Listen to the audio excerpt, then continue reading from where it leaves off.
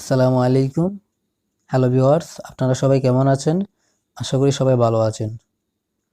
আমি এই ভিডিওর মধ্যে আপনাদেরকে দেখাবো কিভাবে অতি সহজেই বাংলা থেকে ইংলিশে সেন্টেন্স তৈরি করতে হয় ইংলিশ সুপার মেথড রুলসের মাধ্যমে। এই ইংলিশ সুপার মেথড রুলসগুলো আমি অক্সিলারি ভার্ব এবং মডাল অক্সিলারি ভার্ব দিয়ে তৈরি করেছি। এই রুলসগুলি হলো 1 থেকে নিয়ে 21 পর্যন্ত। আপনারা যখন এই 21টি রুলস ভালোভাবে আয়ত্ত করে নেবেন, ভালোভাবে বুঝে, ঠিক তখনই আপনি ইংলিশে যে কোনো সেন্টেন্স তৈরি করতে পারবেন এবং লিখতেও পারবেন। আর হ্যাঁ, আপনি অবশ্যই এই রুলসগুলো আপনারা ডায়েরিতে নোট করে নেবেন এবং মুখস্থ করে নেবেন। আমি শুধু আজকে আপনাদেরকে 1 নম্বর রুলটি এক্সাম্পল দিয়ে দেখিয়ে দেব কিভাবে বাংলা থেকে ইংলিশে সেন্টেন্স তৈরি করতে হয়। রুল নম্বর 1 হলো, 1 নম্বর রুলটি হলো, বর্তমান সবসময় কাজকর্ম বোঝাতে এস এস ডুরাস বি1। ইয়েস ইয়েস হলো যখন থার্ড পারসন সাবজেক্টে থার্ড পারসন হবে, ঠিক তখন ভার্বের সঙ্গে ইয়েস ইয়েস ডুরাস ইয়েস ইয়েস বসবে এবং ডু বসবে ফার্স্ট পারসন এবং সেকেন্ড পারসন ও প্লুরালের ক্ষেত্রে, এবং ডাস বসবে শুধু থার্ড পারসন সিঙ্গুলারের ক্ষেত্রে। সেন্টেন্সটি যদি নেগেটিভ হয় তাহলে ডু নট বসবে, এবং যদি প্রশ্ন অ্যাফার্মেটিভ কোয়েশ্চন হয় তাহলে ডু বসবে। আর থার্ড পারসনের ক্ষেত্রে সেন্টেন্সটি নেগেটিভ হলে ডাজ নট বসবে এবং অ্যাফার্মেটিভ কোয়েশ্চন হলে ডাজ বসবে। এখানে লক্ষ্য করেন, এই ব্র্যাকেট থেকে নিয়ে এই ব্র্যাকেট পর্যন্ত ডাজ বসিলে ইয়াস ইয়াস উঠে যায়, অর্থাৎ কোনো থার্ড পারসন যুক্ত সেন্টেন্সটি যদি নেগেটিভ করতে হয়, ঠিক তখন ভার্বের সাথে যুক্ত ইয়াস ইয়াস উঠে যায়, এবং অ্যাফার্মেটিভ কোয়েশ্চন যখন সেন্টেন্সটা হবে তখন ডাজ বসবে, তখন ভার্ব থেকে ইয়াস ইয়াস উঠে যাবে। নিচের সেন্টেন্সটি লক্ষ্য করে দেখেন একটু। আই উই ইউ দেই অথবা প্লোরাল একাধিক নামের ক্ষেত্রে ডু নট অথবা ডোন্ট।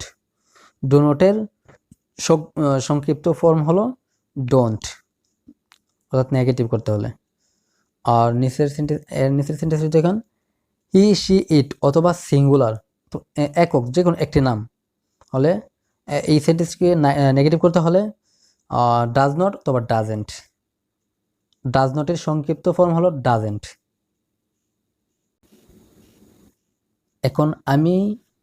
এখন শুধু আমি আপনাদেরকে একটি সাবজেক্ট এবং একটি ভার্ব দিয়ে কিভাবে সেন্টেন্স তৈরি করতে হয় সেই পদ্ধতিগুলি দেখাতে যাচ্ছি।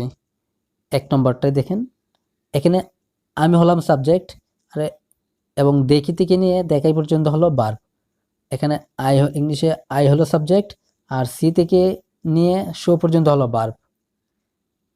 এখন দেখেন সেন্টেন্সগুলো হবে যেমন, আমি দেখি আই সি, আমি দেখাই আমি খাই আই ইট, আমি ঘুমাই আই স্লিপ, আমি লেখি আই রাইট, আমি দেখাই আই শো।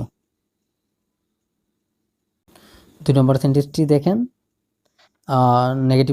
নেগেটিভ সেন্টেন্স, আমি দেখি না আই ডোন্ট সি, আমি খাই না আই ডোন্ট ইট, আমি ঘুমাই না আই ডোন্ট স্লিপ, আমি লেখি না আই ডোন্ট রাইট, আমি দেখাই না আই ডোন্ট শো।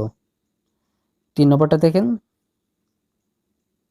এটা হলো অ্যাফার্মেটিভ কোয়েশ্চেন। 3 নম্বরটা, আমি কি দেখি ডু আই সি, আমি কি খাই ডু আই ইট, আমি কি ঘুমাই ডু আই স্লিপ, আমি কি লেখি ডু আই রাইট, আমি কি দেখাই ডু আই শো। এখন 6 নম্বরটি এক্সাম্পল আসেন, অ্যাফার্মেটিভ নেগেটিভ কোয়েশ্চেন। হ্যাঁ, 6 নম্বরটি হলো নেগেটিভ কোয়েশ্চেন। আমি কি দেখি না ডোন্ট আই সি, আমি কি খাই না ডোন্ট আই ইট, আমি কি ঘুমাই না ডোন্ট আই স্লিপ, আমি কি লেখি না ডোন্ট আই রাইট, আমি কি দেখাই না ডোন্ট আই শো। ঠিক এইভাবে আপনারা একটি সাবজেক্ট এবং একটি ভার্ব পরিবর্তন করে করে সেন্টেন্স তৈরি করতে থাকবেন। শুধু সাবজেক্ট এবং ভার্ব চেঞ্জ করবেন, ফার্স্ট পারসন আর সাবজেক্ট চেঞ্জ করবেন ফার্স্ট পারসন, সেকেন্ড পারসন এবং থার্ড পারসন দিয়ে। আর ভার্ব এনি ভার্ব দিয়ে আমরা প্র্যাকটিস করবেন, আনকমন ভার্ব দিয়ে, যেটা আপনাদের জন্য সহজ হয়। আরেকটা এক্সাম্পল আসলাম, সে বিশ্বাস করে, হি বিলিভস। এখানে সে হলো সাবজেক্ট, সে হলো থার্ড পারসন, আর বিলিভ হলো একটা ভার্ব। ভার্বের সঙ্গে দেখেন আমি এস যুক্ত করেছি, শুধু এস। সে বিশ্বাস করে, হি বিলিভস।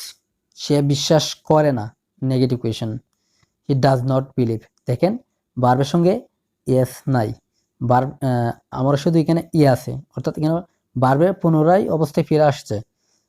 যখন ডাজ বসবে ঠিক তখন ভার্বের সঙ্গে আর এস যুক্ত হবে না।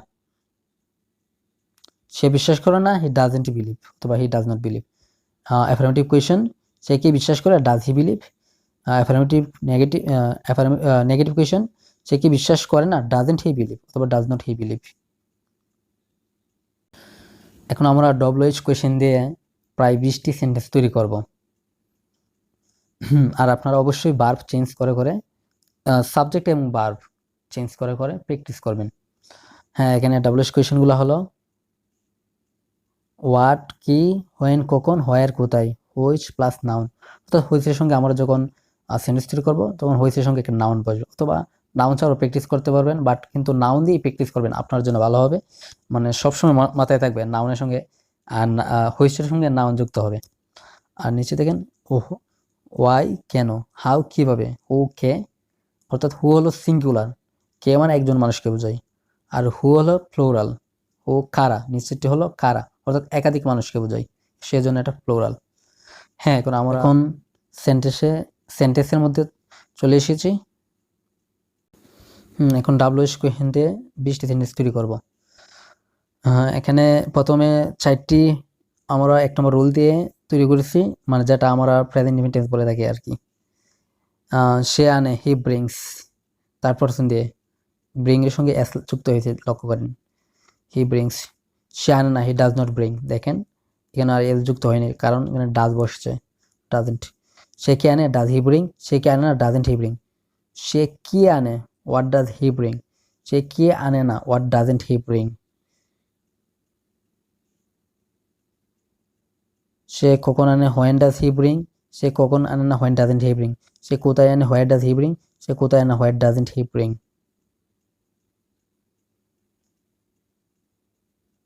সে কোন বইটি আনে, which book does he bring. সে কোন বইটি আনে না, which book doesn't he bring.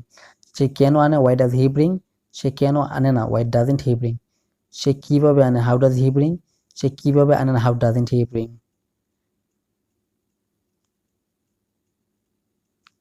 কারা আনে, কে আনে, হু ব্রিংস। কে আনে না, হু ডাজেন্ট ব্রিং। দেখেন এটা সিঙ্গুলার, সেই জন্য এস যুক্ত হয়েছে, আর যখন নেগেটিভ করছি এস উঠে গিয়েছে। এখন 19 নম্বরটি দেখেন, কারা আনে মানে একাধিক মানুষ, এটা হলো প্লুরাল। কারা আনে, হু ব্রিং। কারা আনে না, হু ডোন্ট ব্রিং। এইভাবে আমার মতো আপনারা একটি সাবজেক্ট এবং একটি ভার্ব দিয়ে এবং ডব্লিউএইচ কোয়েশন দিয়ে 20টি সেন্টেন্স তৈরি করবেন। আমি আপনাদেরকে মুখস্থ করতে বলতেছি না, জাস্ট শুধু প্র্যাকটিস করার জন্য। আর আপনাদেরকে অবশ্যই এক নিঃশ্বাসে বলতে হবে। তার মানে এই না যে আপনাকে মুখস্থ করতে হবে। আপনারা বলতে পারেন তাহলে তো মুখস্থ হয়ে যাবে। না, আমি মুখস্থের কথা বলছি না। আপনাদের এই রুলগুলো আপনাদের মনের মধ্যে একদম চিরতরে গেঁথে যাবে, আপনারা আর কখনো বলবেন না। আর আপনার ঠিক এইভাবে প্র্যাকটিস করতে করতে এবং লিখতে লিখতে আপনাদের 21টি রুলও শেখা হয়ে যাবে, এবং ইংলিশ স্পোকেনটাও ক্লিয়ার হয়ে যাবে। এবং ক্লিয়ার হোক বা না হোক, আপনারা বাংলা থেকে এনি সেন্টেন্স ইংলিশে রূপান্তর করতে পারবেন। আচ্ছা, আজকে ক্লাস এই পর্যন্তই বন্ধুরা, 1 নম্বর রুল নিয়ে। আর নেক্সট ভিডিওতে 2 নম্বর রুল নিয়ে আসবো, এক্সাম্পল সহ। আর হ্যাঁ, অবশ্যই আপনাদের যদি এই ভিডিওটি ভালো লাগে থাকে, লাইক, শেয়ার, কমেন্ট এবং সাবস্ক্রাইব করতে ভুলবেন না।